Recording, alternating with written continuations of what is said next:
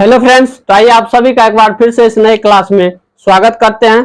तो फ्रेंड्स, पिछले क्लास में हम लोग पढ़े थे गति के प्रकार के बारे में। तो आज हम लोग जानेंगे विस्थापन को। ठीक है, तो आइए आज का क्लास शुरू करते हैं। तो देखिए यहाँ पर हम लिखे हैं कि निश्चित दिशा में किसी वस्तु द्वारा तय की गई दूरी को उसका विस्थापन कहते हैं। तो विस्थापन क्या है? यह एक प्रकार की दूरी है। तो कैसा दूरी है यह? तो अगर किसी निश्चित दिशा में हम दूरी तय करते हैं तो उस दूरी को कहेंगे विस्थापन, यानी निश्चित दिशा में तय की गई दूरी। इसीलिए यहाँ पर हम लिख दिए हैं कि निश्चित दिशा में किसी वस्तु द्वारा तय की गई दूरी को उसका विस्थापन कहते हैं। ठीक है, आइए इसको उदाहरण से समझते हैं। जैसे एक बिंदु यहाँ पर है, एक जगह है, ये इसका नाम दे देते हैं ए। एक जगह यहाँ पर है, इसका नाम बी दे दिए। ठीक है, ये दो जगह है। अब एक रास्ता जो है इस तरह से जाता है बी तक, ऐसे घूम के, और एक रास्ता जो है सीधा ए से बी तक इस तरह से जाता है। ठीक है, ये दो रास्ता हो गया। अब ध्यान से समझिएगा, ये जो रास्ता है जो ऐसे घूम के गया है, इस रास्ते में दिशा निश्चित नहीं है। इस रास्ते में कोई भी निश्चित दिशा नहीं है। इसमें जो है हर एक मोड़ पर अपनी दिशा बदला गया है। लेकिन ये जो रास्ता है जो ए से सीधा बी की तरफ गया है, इस रास्ते में क्या है? दिशा निश्चित है। यह कहीं भी अपनी दिशा को बदलता नहीं है। क्लियर है?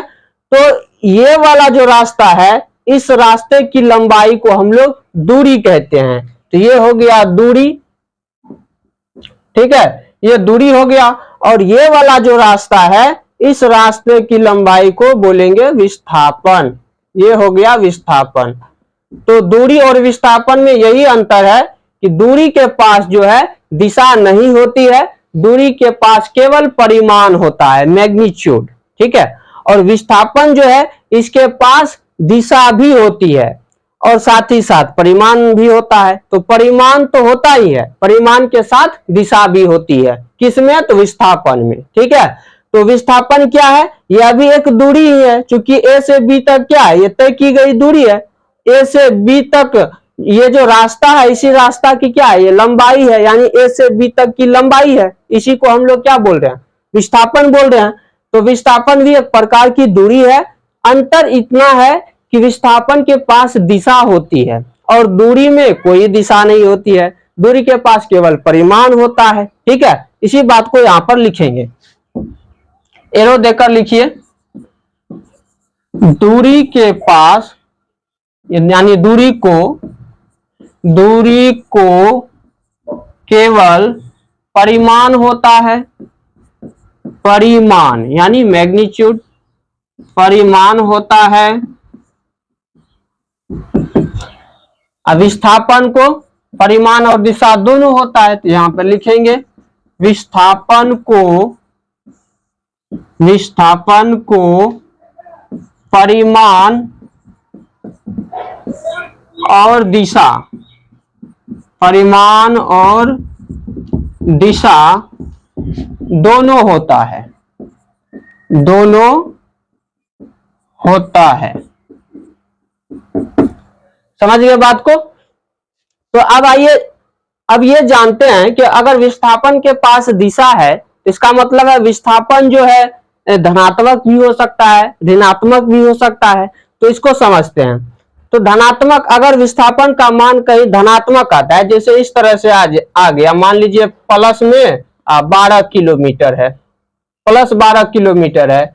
ये चूंकि विस्थापन भी क्या है? एक दूरी है। मान लीजिए दूरी का मान इतना आ गया, प्लस 12 किलोमीटर, या कहीं पे आ गया माइनस 10 किलोमीटर। तो ये क्या है? एक दूरी है। तो यहाँ पर प्लस ये चीज दर्शाता है कि प्रारंभिक बिंदु से कोई कण जो है वह दाईं ओर है। प्लस का मतलब होगा दाईं ओर, यानी दायां साइड है। तो धनात्मक हमेशा दायां साइड लिया जाता है। जैसे आप लोग संख्या रेखा पढ़े होंगे, संख्या रेखा, उस पर भी क्या होता है? संख्या रेखा पर बीच में जीरो को दर्शाते हैं। ठीक है, ये जीरो हो गया। जीरो से इधर जब चलते हैं दायां साइड यानी राइट हैंड साइड, इधर क्या आता है? 1 2 3 इस तरह से होता है, यानी कि दायां साइड क्या होता है, धनात्मक होता है।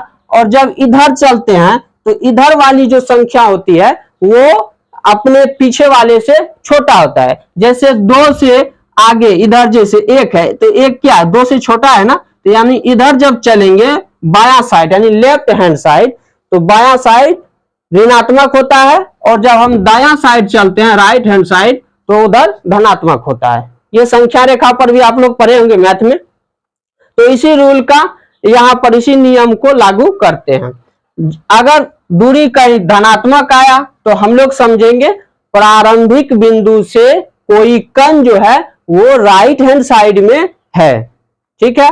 अगर दूरी का मान ऋणात्मक आएगा तो हम लोग समझेंगे प्रारंभिक बिंदु से कोई कण जो है वो कहाँ है, बायां साइड है, यानी लेफ्ट हैंड साइड में है। ये बात क्लियर है।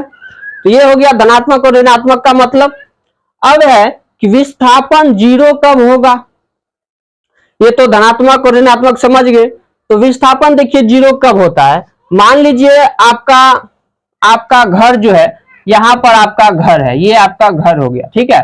और यहां से आप चलना प्रारंभ किए, यहां से चले आप यहां तक आए, यहां से फिर चले यहां आए, यहां से फिर चले यहां आए, यानी आप दिन भर ट्रेवल किए, दिन भर घूमे फिरे, और फिर शाम को आप घर पहुंच गए। शाम को कहां पहुंच गए, घर पहुंच गए।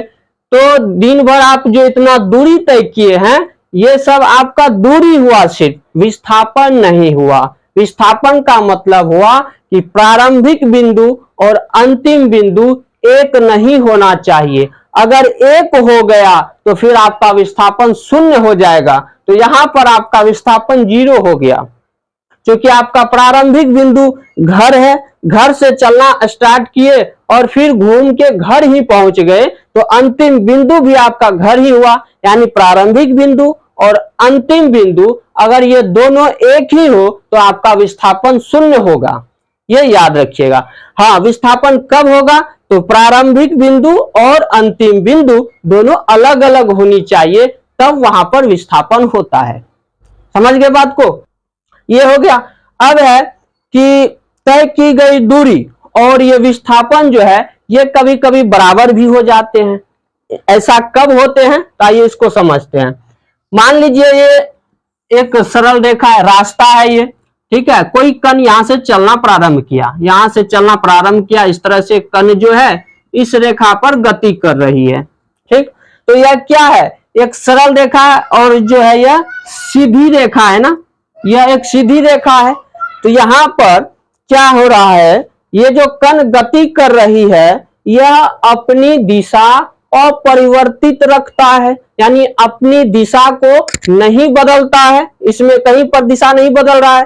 तो जब कोई कण सीधी रेखा पर बिना दिशा परिवर्तन के चले तो तय की गई दूरी और विस्थापन का परिमाण दोनों बराबर होता है। इस बात को याद रखिएगा। तो दोनों बराबर कब होगा, जब सीधी रेखा पर बिना दिशा परिवर्तन के कण चलेंगे, तब जो है तय की गई दूरी और विस्थापन का परिमाण ये बराबर होता है। समझिए बात को। तो यही था विस्थापन की कहानी। तो विस्थापन धनात्मक अगर रहेगा तो अंतिम बिंदु कहां होगा, तो प्रारंभिक बिंदु से राइट हैंड साइड में, ये याद रखिएगा। अगर ऋणात्मक मान आएगा तो अंतिम बिंदु कहां होगा, वो प्रारंभिक बिंदु से लेफ्ट हैंड साइड होगा, यानी बायां पक्ष। समझ गए बात को। तो यही था विस्थापन। और दूरी के बारे में भी जाने कि दूरी के पास जो है सिर्फ परिमाण होता है, दिशा नहीं होती है। अब हम लोग आगे की क्लास में पढ़ेंगे चाल के बारे में, स्पीड के बारे में, ठीक है। चलिए आज के क्लास में इतना ही। अगर ये क्लास आप लोगों को अच्छा लगा है, समझ में आया है, तो वीडियो को लाइक कर दीजिए। क्योंकि आप लोग क्लास देखते हैं पर वीडियो पर लाइक नहीं करते हैं, तो इसीलिए वीडियो पर लाइक कर दिया कीजिए, ठीक है। चलिए हम मिलते हैं अब आगे की क्लास में। आज के लिए इतना ही। जय हिंद।